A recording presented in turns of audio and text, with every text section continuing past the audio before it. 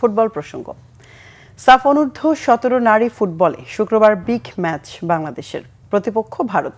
থেমপুর চাংলিমিথাং স্টেডিয়ামে বিকেল 3টায় শুরু হবে ম্যাচটি। টুর্নামেন্টে দুদলই জিতেছে নিজেদের প্রথম ম্যাচ। মানিক মাহমুদের রিপোর্ট।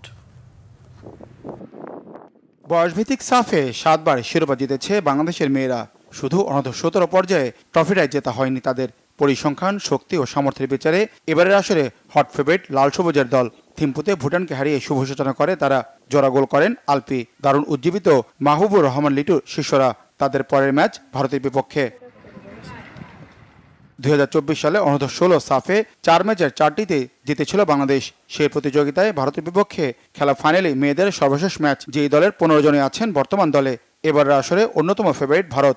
ম্যাচটিকে নিয়ে ভিন্ন পরিকল্পনা থাকছে বাংলাদেশের। নিজেদের প্রথম ম্যাচে নেপালকে 7-0 গোলের বড় ব্যবধানে হারায় ভারত। ইন্ডিয়ার সাথে ম্যাচ, আমরা যে ভুল ত্রুটিগুলি করেছি, আমরা যে মিস্টেকগুলি করেছি, এই মিস্টেকগুলি যেন না হয় সেগুলি নিয়ে আমরা কাজ করেছি। ভিডিও অ্যানালাইসিস আমরা করব যে ইন্ডিয়ার সাথে আমরা কিভাবে ম্যাচ খেলবো। কারণ আমরা এখন ফোকাস করতেছি ইন্ডিয়ার সাথে ম্যাচ। আমরা লাস্ট কি করছি সেটা আমাদের দেখার বিষয় না।